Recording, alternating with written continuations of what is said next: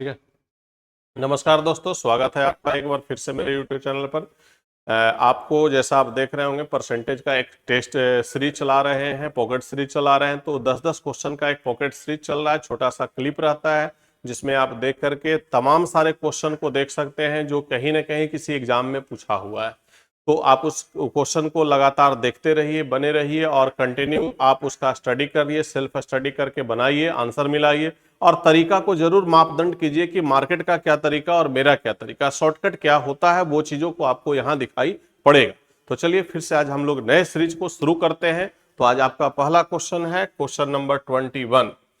ये वाली कह रहा है क्या कि एक बेलन की त्रिज्या में 25% की वृद्धि कर दी जाती है। भाई आपको हम पिछले भी क्लास में बताए थे और आपको जानकारी भी होगा, 25% वृद्धि, 25% वृद्धि की बात अगर करता है कोई भी आदमी तो 5/4 है, क्योंकि 25% मतलब एक चौथाई, एक चौथाई ग्रोथ करने की बात बोलेगा तो ये होगा।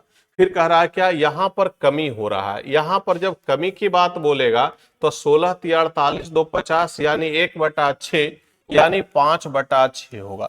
तो भाई आपको ध्यान रखना है मोर देन और लेस देन पर। जब मोर देन की बात बोलेगा तो हम बढ़ाकर चलेंगे, लेस देन की बात बोलेगा तो घटा के चलेंगे। अब कह रहा है कि बेलन का वक्र पृष्ठ क्षेत्रफल क्या होता है, इसमें क्या परिवर्तन होगा। तो देखिए बेलन का वक्र पृष्ठ क्षेत्रफल की बात अगर हम करें तो वक्र पृष्ठ क्षेत्रफल जो होता है 2πr(h) होता है। थोड़ा सा यहाँ पर गंभीरता से आपको ध्यान देना, यहाँ पर 2π जो है वो कांस्टेंट वैल्यू है, ये वाली वैल्यू कभी बदलता नहीं है। यहाँ पर जो भी बदलने वाली बात होता है वो क्या होता है, तो पाई और आर के बीच में रिलेशन है। तो यहां पर रेडियस के बीच में जब बातें हमारी की जा रही है तो रेडियस हमारा क्या है, 5/4 है और ये हाइट हमारा क्या है, तो 5/6 है।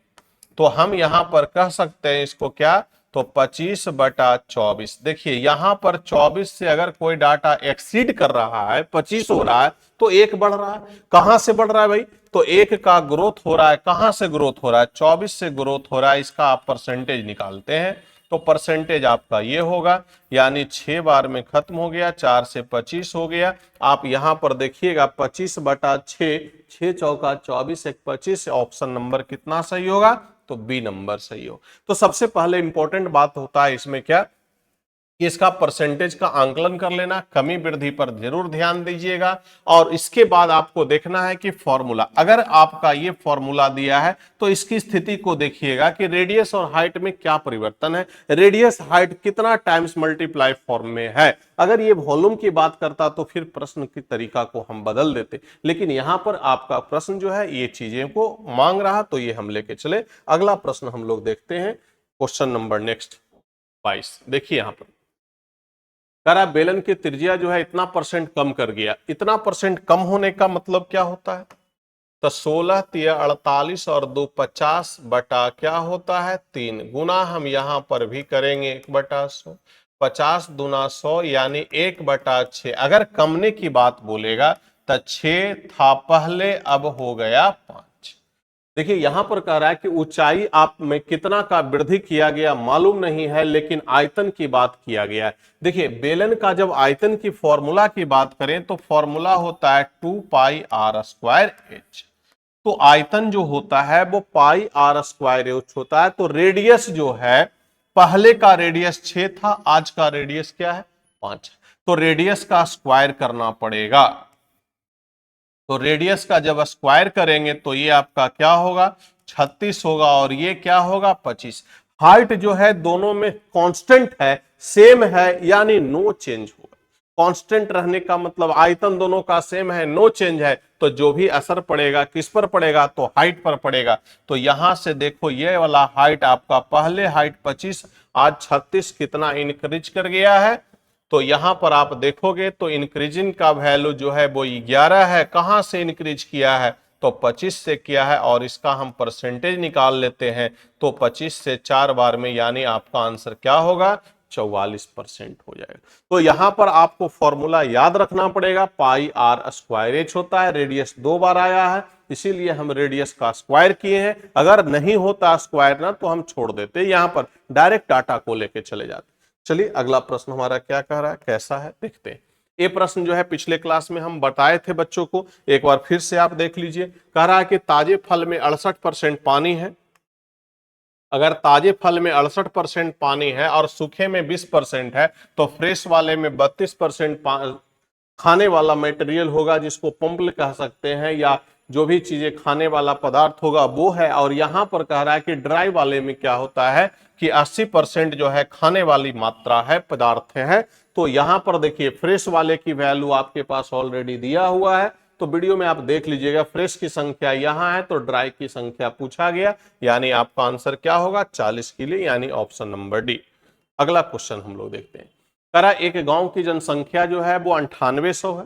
एक वर्ष में पुरुष में यानी मेल में, भाई यहां पर ध्यान देना पड़ेगा, मेल में आपका 8% का वृद्धि हो रहा है और फीमेल में आपका कह रहा है क्या 5% का वृद्धि हो रहा है। इसको आप बेसिक तरीके से भी अध्ययन कर सकते हो, आप इसको डायरेक्ट फॉर्मूला के जरिए भी बना सकते हो।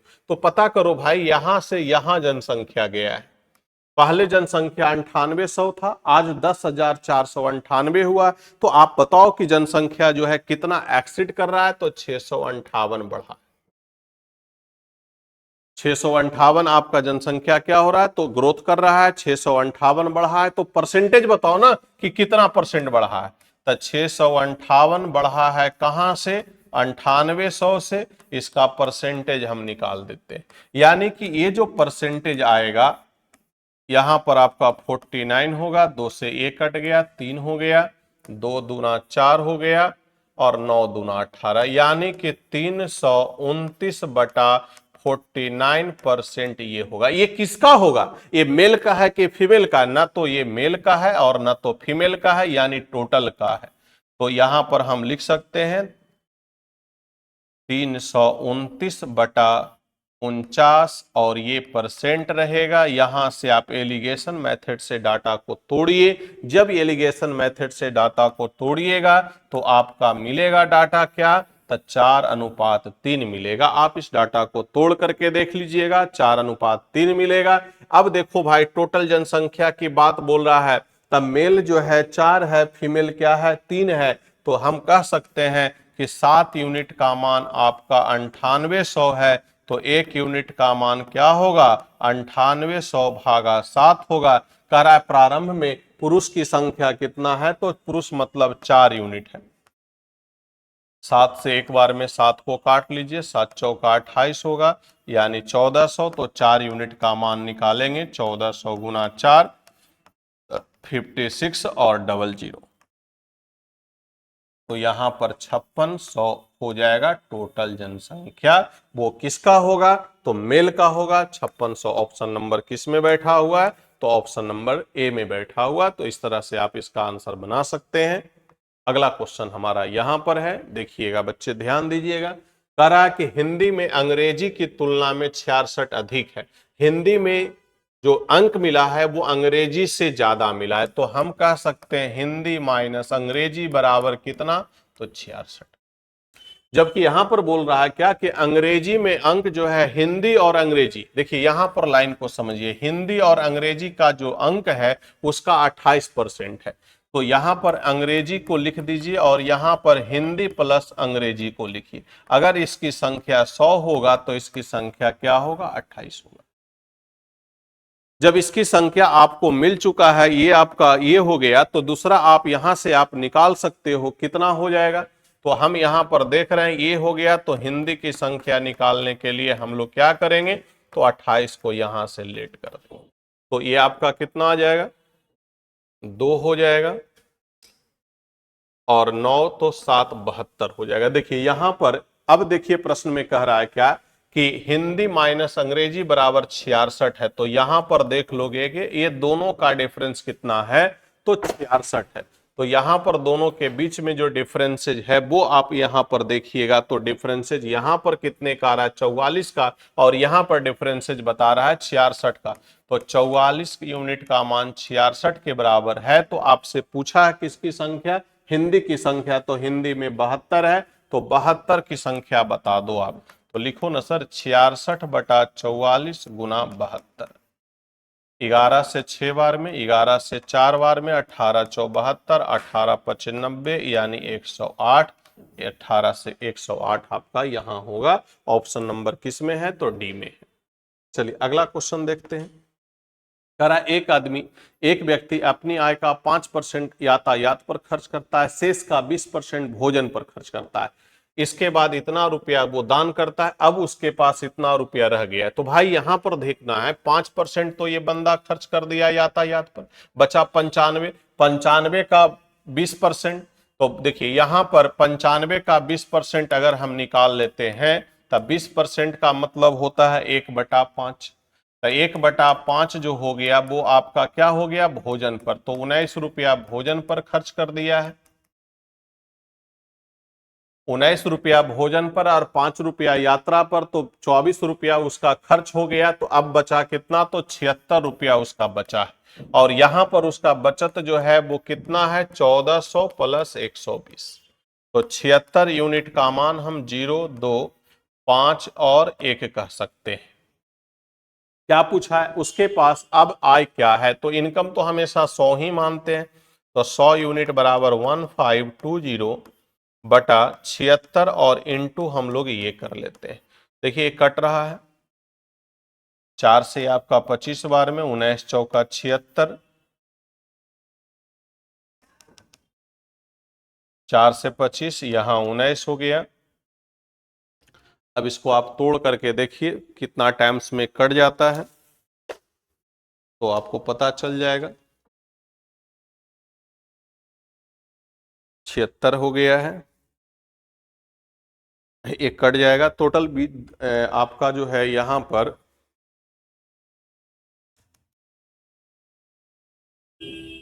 20 बार में खत्म हो जाएगा। 6 दूना 12, 14 एक 15, यानी 20 पर के गो जीरो रहेगा, तो 2 गो जीरो ए वाला बैठ गया, यानी 2000। 2000 ऑप्शन नंबर बी में बैठा हुआ है। तो आप यहां से आप बना सकते हो ऐसे करके। चलिए अगला देखते हैं क्वेश्चन नंबर। यहाँ कह रहा है कि एक टीम ने 40 मैच खेला, टोटल मैच की संख्या जो है उसका दिया हुआ है कितना? 40। कह रहा है कि वो 30% जीत हासिल किया, तो बताओ कितना जीता है? तो जीता गया मैच की बात अगर करते हैं तो 40 का 30% अगर हम निकालते हैं तो वो बंदा 12 मैच जीता है। कह रहा है क्या ना कि अगर शेष जो मैच बचा है तो 40 में से 12 घटा दीजिएगा तो 28 मैच बचा है। 28 का कह रहा है कितना परसेंट निकालना है? तो ये आपका क्या हो जाएगा? 100/7 इंटू 1/100। ये खत्म हो गया। 4 मैच और जीत जाएगा। तब पहले से 12 मैच जीता था और 4 मैच और जीत जाएगा तो 16 मैच जीत जाएगा। तो पहले से जीता था 12 मैच, शेष का कहा इतना परसेंट, तो शेष का इतना परसेंट निकाले तो 4 मैच और आ गया। तब पहले जीता 12, अब जीता 4, तो टोटल मिलाकर कितना जीता? 16। टोटल कितना मैच में जीता है जी? तो 16 जो है वो टोटल में 40 मैच में जीता है। कितना परसेंट जीता है? जीरो खत्म हो गया। 4 चौका 16, 10 गुना 4 बराबर 40% मैच वो जीता है। यानी ऑप्शन नंबर कितना होगा? तो बी हो जाएगा। चलिए इसको देखिएगा, कह रहा है क्या? सबसे पहले इसमें आपको ध्यान देना है ये फ्रैक्शन वैल्यू को। तो ये फ्रैक्शन वैल्यू को पहले तोड़िए, यही सब कुछ आपका बताने वाला है। तो यहां पर आप इसके फ्रैक्शन को तोड़ते हैं। 25 से कट रहा है, 5 से, 25 से आप ये काटो, 25 से ये काटोगे, 25 से नहीं, 25 से 7 बार में कटेगा। 7 बार में ना 7/16 होगा। लेकिन यहां पर बोल रहा है, ये शब्द देखिए, इसको बोल रहा है कम करने की बात बोला है। तो जब इसको हम कम करेंगे तो 9/16 आ जाएगा। अब कंडीशन इधर देखिए, कह रहा है एक भिन्न का धनात्मक, एक भिन्न है तो भिन्न को अगर हम x/y मानते हैं, फिर गलती से वो उसका इनवर्स को मल्टीप्लाई करके चला है, तो जब हम उसको इस तरफ लेकर के आवेंगे तो क्या मिलेगा? x² / y², यानी कि इसका हम रूट वैल्यू निकालेंगे। तो रूट वैल्यू क्या मिलेगा? 3/4 मिलेगा। यानी 3/4 किस ऑप्शन में है? तो इसमें। क्यों ऐसा हम किए हैं? क्योंकि देखिए यहां पर फ्रैक्शन वैल्यू ये है, गलती से वो बंदा क्या किया, उलट दिया, तो उल्टेगा तो y अपॉन एक्स होगा दूसरे तरफ में। जब इसको इधर लाएंगे तो x अपॉन वाई यानी x square upon y square, और x square upon y square का मान इतना होगा, तो इसका मान क्या होगा? तो ये। अगला क्वेश्चन देखिए, करा क्या कि किसी संख्या में पहले 30% का वृद्धि हुआ, 30% बढ़ने का मतलब 13/10 हुआ, ये 100 से 130 हो गया। फिर कह रहा है 20% कम गया, तब 20% अगर कोई कम रहा है तब 20% का फ्रैक्शन वैल्यू 1/5 यानी 4/5। फिर कह रहा है क्या 20% बढ़ गया, तब फिर क्या लिखोगे? 6/5। फिर कह रहा 30% घट गया तो 7/10। 30% का मतलब 1/3 होगा ना, 30% है तो 30% मतलब ये आपका खत्म हो गया यानी 3/10। अगर घटने की बात बोलेगा तो ये होगा। अब देखिए कह रहा है कि बताओ अभी का स्थिति बताओ क्या होगा, तो अगर कोई डाटा आपसे कटने लायक है तो काट दीजिएगा।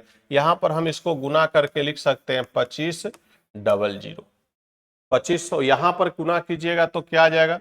तो 6 चौका 24 हो गया, 13 सते 91 हो गया, 24 को 91 से गुना करेंगे तो 4 आ गया, यहां पर आपका 2 हो गया, 9 चौका 36, 37 38 का 8, 2184। चलो यहां पर देखो भाई, यहां से ये जो है 2500 से 2184 हुआ तो कितना कमा? 2500 से 2184 हुआ, कितना कम गया है? बोलिए।